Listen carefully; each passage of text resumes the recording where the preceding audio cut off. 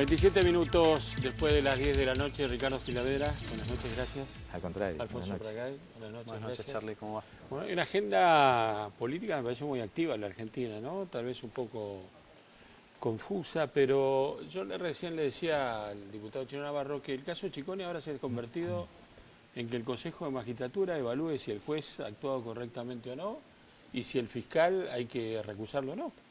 Claro, en lugar de ver si Vudú cometió o no cometió irregularidades, ¿no? Incluso antes, Ricardo, de eso, si se me permite.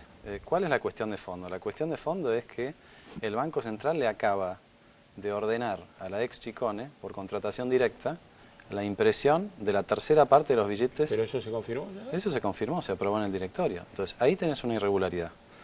La segunda irregularidad es que nadie sabe quién es la propietaria de Chicone. Bueno, ahí radica la irregularidad. Y recién ahí viene la sospecha de la conexión entre amigos de Vudú y la propiedad de la empresa. Pero antes de llegar ahí, la gravedad institucional de lo que está en discusión es enorme, antes de llegar al caso Vudú, inclusive. Ahora, Ricardo, bueno, pero hablemos, ¿qué pasa con el juez? ¿Qué pasa con el fiscal? ¿Qué pasó con el procurador? Digo, bueno, con Rigui. Me parece muy... ¿Qué va a pasar con el reemplazante? Bueno, me parece muy claro que la presidenta optó por Vudú. La presidenta es Vudú. En consecuencia, se ha plegado absolutamente a su estrategia de tratar de buscar a través de un claro mensaje hacia los jueces, hacia la justicia y respecto de los fiscales, bueno, de que solo admite la impunidad. Por eso él estaba muy contento cuando los mensajes lo favorecían. Y después cuando pensó que el juez no lo iba a favorecer, entonces lo da a conocer. Pero si no, está todo bien. Ahora, pero la oposición lo ha planteado, digo, tienen obviamente ustedes la impresión, ¿van por la justicia federal, van por la justicia, van por los fiscales? Y ese es el mensaje que están dando, ¿no? Si hay un funcionario de altísimo rango que está siendo investigado y frente a esa investigación la reacción del gobierno es echar al jefe de los fiscales para poner de jefe de los fiscales al amigo del que está siendo investigado, bueno, el mensaje hacia la justicia, y yo diría más, Charlie, hacia la sociedad, es muy, muy fuerte, ¿no? Es un mensaje de que acá la vocación del gobierno es que no haya una justicia imparcial y que por lo tanto, como decía, ¿te acordás? La definición de Jabrán. El poder de impunidad. Ahora, Ricardo, yo lo escuché el otro día a usted hablando por la radio y usted fue muy enfático al decir que el radicalismo, no sé si la oposición, después lo hablamos va a militar contra la designación de Daniel Raposo como procurador. Absolutamente, porque nos parece que es un tema institucional muy delicado. Digo muy delicado porque la función del Procurador General de la Nación, y muy claramente luego de la reforma constitucional del 94, es un puesto estratégico.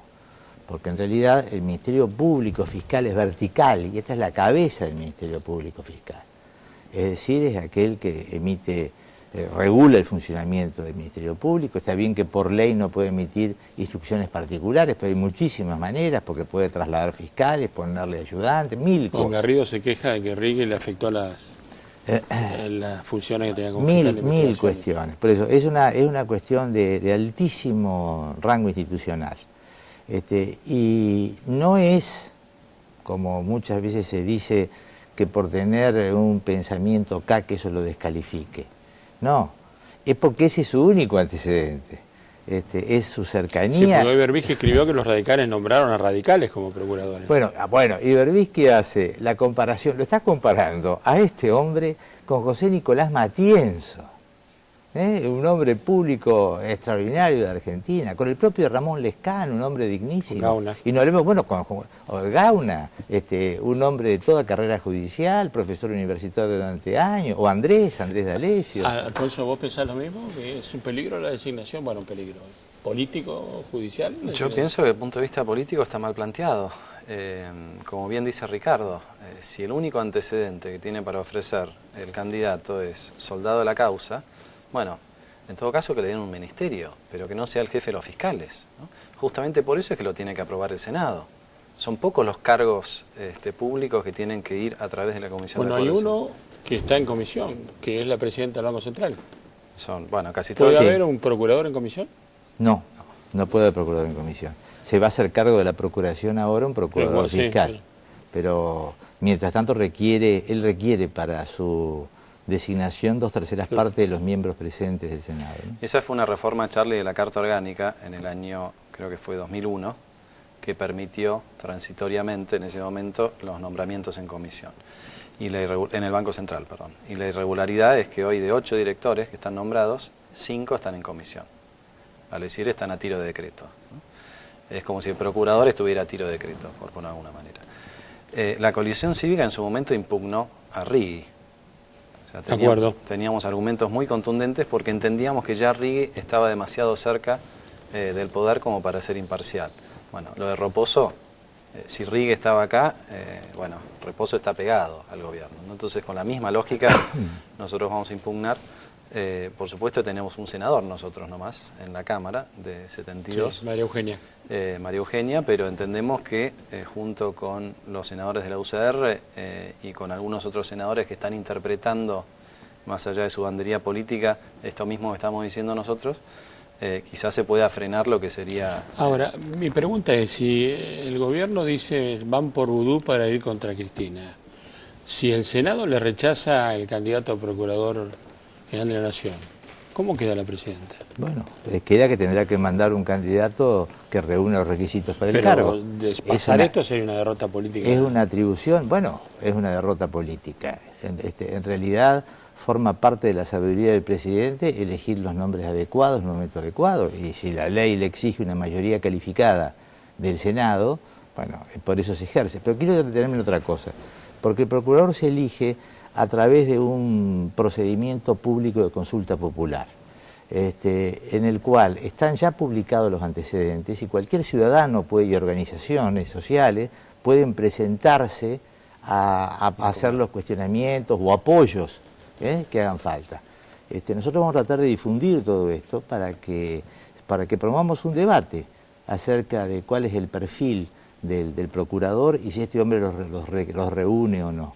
Esto en el periodo previo a la remisión del pliego al Senado. En el Senado va a haber una audiencia pública y tendrá que responder preguntas, etcétera, ¿no? ¿Cambiamos la página? YPF. Este programa, Charlie. YPF. Son mis invitados. YPF, bueno, yo lo escuché con mucha atención a Montamat, que sabe, creo, bastante más de nosotros. Bueno, fue presidente de YPF, aparte de secretario de Energía, ¿no? Montamat en algún momento. Sí, señor. Sí. Creo que sí. Pero yo creo que acá el tema... A ver, empecemos por la macro, porque esto no tendría explicación si no estuviera la macro de por medio. El gobierno se fue quedando sin sus 2 cajas de oro, que eran el superávit fiscal y el superávit comercial.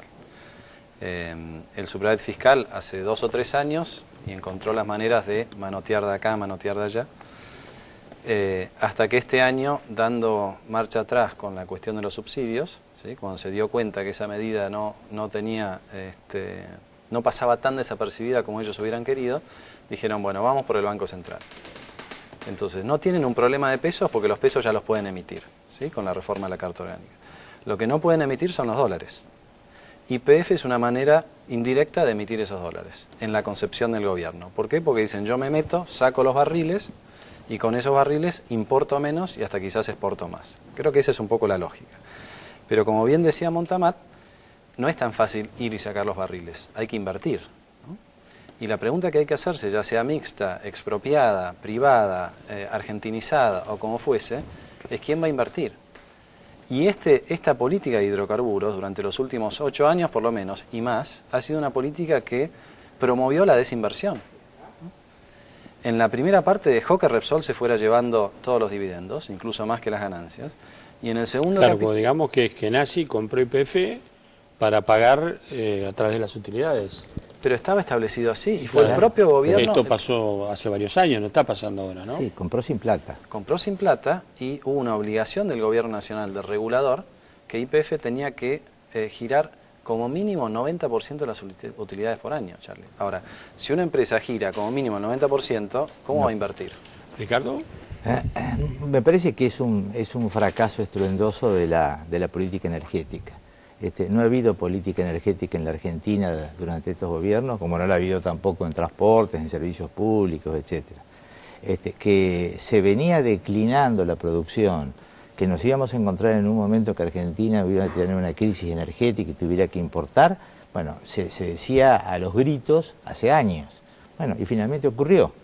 Y la salida para esto, que en realidad en materia de energía lo que es hacer, bueno, de qué manera conseguimos más capital, porque se requiere un desarrollo a mediano y largo plazo. Es muchísimo lo que hay que medir. Estamos hablando de miles y miles de millones de dólares.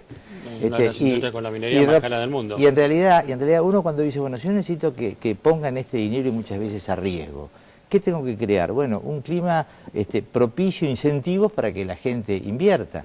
Si Repsol se llevó la plata y lo invirtió en otro lado, porque en otro lado le daba más ganancia de lo que podía dar a la Argentina. ¿Y qué estaba haciendo la Secretaría de Energía y el gobierno durante todos estos años? Ahora una pregunta para los dos. ¿Llega a ir un proyecto de ley diciendo expropiamos parte de YPF? En los términos en que se está discutiendo, nosotros decimos, por supuesto que no. En el Recalimo estamos discutiendo ya de hace un tiempo una política energética a mediano y largo plazo. Es decir, que por supuesto bueno, cuál va a ser el proyecto de gobierno todavía no se sabe. Pero bueno, había uno que parece que ya no es o va a ser diferente, ¿no? A la estatización por la estatización no. Vamos a ir con un proyecto que plantea una política integral, que plantea auditorías, la creación de una agencia federal. O sea que YPF solo no se puede discutir, que habría que discutir otro marco. Hay que no sirve para nada YPF. De hidrocarburos, Charlie. Hay que discutir la relación con los gobernadores. Los gobernadores, a ver, las provincias son los dueños del subsuelo, ¿no? Del petróleo. Ahora, resulta que todo el control lo tiene el gobierno, ya sea... Bueno, esos son los problemas que tienen los gobernadores, pero eso todavía no dieron la luz verde. Fíjate un número nomás.